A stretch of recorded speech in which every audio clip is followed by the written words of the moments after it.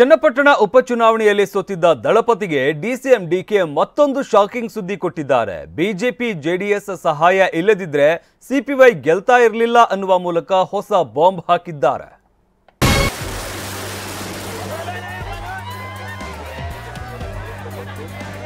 ಬಿಜೆಪಿಯವರೆಲ್ಲ ಬಂದು ನಮ್ಮ ಜೊತೆ ಬೆಂಬಲ ನಿಂತ್ಕೊಳ್ಳಿಲ್ಲ ಅಂತ, ದಳದವರು ಸಹಾಯ ಮಾಡಲಿಲ್ಲ ಅಂತ ನಮ್ಗೆ ಇಷ್ಟು ಓಟ್ ಬರ್ತಿರಲಿಲ್ಲ.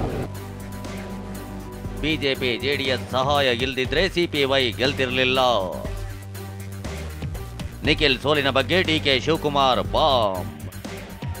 ಚನ್ನಪಟ್ಟಣದಲ್ಲಿ ಸೋಲಿನ ಹೊಡೆತದಿಂದ ದಳಪತಿಗಳು ಇನ್ನೂ ಚೇತರಿಸಿಕೊಂಡಿಲ್ಲ. ಗಾಯದ ಮೇಲೆ ಬರೆ ಎಳೆದಂತೆ ಡಿಸಿಎಂ ಡಿಕೆ ಶಿವಕುಮಾರ್ ಹೊಸ ಬಾಂಬ್ ಸಿಡಿಸಿದ್ದಾರೆ. ಬಿಜೆಪಿ ಜೆಡಿಎಸ್ ಸಹಾಯ ಮಾಡಿಲ್ಲ ಅಂದಿದ್ರೆ ಯೋಗೇಶ್ವರ್ ಗೆಲ್ತಿರಲಿಲ್ಲ ಎಂದಿದ್ದಾರೆ. ಇದೊಂದು ಹೇಳಿಕೆ ದಳ ಮನೆಯೇ ಗಡಗಡ ಎನ್ನುವಂತಾಗಿದೆ. ದಳದ ಅನೇಕ ನಾಯಕರುಗಳೆಲ್ಲ ನಮಗೆ ಬೆಂಬಲವಾಗಿ ಸಪೋರ್ಟ್ ಮಾಡಿದ್ದಾರೆ, ಬಿಜೆಪಿಯವರು ಮಾಡಿದ್ದಾರೆ.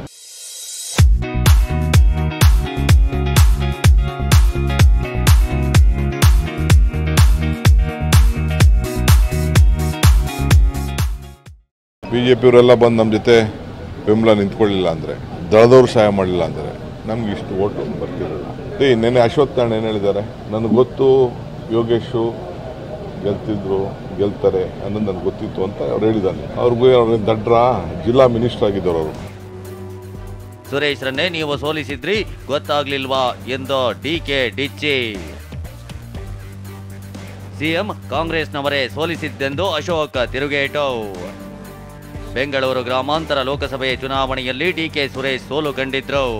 ಬಿಜೆಪಿಯಿಂದ ಡಾಕ್ಟರ್ ಮಂಜುನಾಥ್ರನ್ನ ಕಣಕ್ಕಿಳಿಸಿ ಡಿಕೆ ಸುರೇಶ್ರನ್ನ ಸೋಲಿಸಿದ್ರು ಅಂತ ಡಿಕೆ ಗುಡುಗಿದ್ರು. ಇದಕ್ಕೆ ಆರ್ ಅಶೋಕ್ ತಿರುಗೇಟು ನೀಡಿದ್ದಾರೆ. ಡಿಕೆ ಸುರೇಶ್ ಸೋಲ್ಸಾಗ ಏನಂತ ಕರೀತೀರಾ?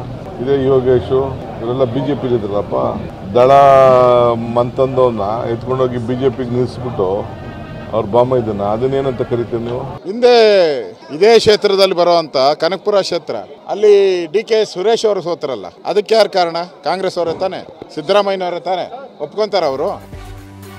ಬಿಜೆಪಿಯೇ ಸಪೋರ್ಟ್ ಮಾಡಿರೋದು ಬಿಚ್ಚಿಡ್ತೀನಿ ಅಂತ ಡಿಸಿಎಂ ಡಿಕೆ ಶಿವಕುಮಾರ್ ಹೇಳಿದ್ರು. ಇದಕ್ಕೆ ಕೌಂಟರ್ ಕೊಟ್ಟ ಆರ್ ಅಶೋಕ್, ಮೊದಲು ನಿಮ್ಮಿಬ್ಬರ ಜಗಳ ಬಗೆಹರಿಸಿಕೊಳ್ಳಿ ಅಂದ್ರು. ಗುರ್ತು ಮಾಡಿ ಇಟ್ಕೊಂಡಿದ್ರಲ್ಲ, ಬೆಳಗ್ಗೆ ಎದ್ರೆ ಅವ್ರನ್ನ ಕರ್ಕೊಂಡು ಹೋಗೋದು, ಅವ್ರ ಮನೇಲಿ ಇರೋದಿಲ್ಲ, ಅವರೆಲ್ಲ ಯಾರಿಗೂ ಓಟ್ ಹಾಕಿದಾರೆ, ಅವ್ರ ಬೂತ್ಗಳೆಲ್ಲ ಯಾರಿಗೂ ಓಟ್ ಬಿದ್ದಿದೆ. ನಾನು ಬಿಚ್ಚಿ ಮಾತಾಡಕ್ ಹೋಗಲ್ಲ. ನಮ್ಮ ಪಾರ್ಟಿಯಿಂದ ತಗೊಂಡು ಚುನಾವಣೆಯಲ್ಲಿ ಕ್ಯಾಂಡಿಡೇಟ್ ಮಾಡಿ ಇವತ್ತು ನಮಗೆ ಸವಾಲಾಗ್ತಿರಲ್ಲ ನೀವು. ಅದರಿಂದ ಡಿ ಕೆ ಶಿವಕುಮಾರ್ ಏನು ಹೇಳ್ತಾರೆ ಅದೆಲ್ಲ ಸುಳ್ಳು. ಅವ್ರು ಫಸ್ಟು ಸಿದ್ದರಾಮಯ್ಯನಿಗೂ ಡಿ ಕೆ ಶಿವಕುಮಾರ್ಗಿರೋ ಜಗಳನ ಫಸ್ಟು ತೀರ್ಮಾನ ಮಾಡ್ಕೊಳ್ಳಿ, ಆಮೇಲೆ ಉಳಿದಿದ್ದೆಲ್ಲ ನಾವು ಹೇಳ್ತೀವಿ. ಎಲ್ಲಿ ಕಳೆದುಕೊಂಡಿದ್ದೇನೋ ಅಲ್ಲೇ ಹುಡುಕುತ್ತೇನೆಂದು ನಿಖಿಲ್ ಶಪಥ. ಸೋಲಿನ ಪರಾಮರ್ಶೆ ಮಾಡ್ತಾ ಇರೋ ನಿಖಿಲ್, ಎಲ್ಲಿ ಕಳೆದುಕೊಂಡಿದ್ದೇನೋ ಅಲ್ಲಿಯೇ ಹುಡುಕ್ತೀನಿ ಅಂತ ಶಪಥ ಮಾಡಿದ್ದಾರೆ. ಯಾವುದೇ ಒಬ್ಬ ಸಾಮಾನ್ಯ ಕಾರ್ಯಕರ್ತ ನಿಂತಾಗಲೂ ಕೂಡ 60,000 ಮಿನಿಮಮ್ ನಂಬರ್ ಏನಿತ್ತು 87,000ಕ್ಕೆ ಹೋಗಿ ಮುಟ್ಟಿದೆ ಅದು ಅಂತಕ್ಕಂಥದ್ದಾದರೆ, ನಮ್ಮ ಜನ ಅಂದರೆ ಪಕ್ಷದ ಅಭಿಮಾನಿಗಳು ಅಂತಕ್ಕಂಥದ್ದು ಏನು ಗುರುತಿಸ್ಕೊಂಡಿದ್ದಾರೆ, ಅವ್ರು ಯಾರು ಕೂಡ ನಮ್ಮ ಕೈಯನ್ನು ಬಿಟ್ಟಿಲ್ಲ.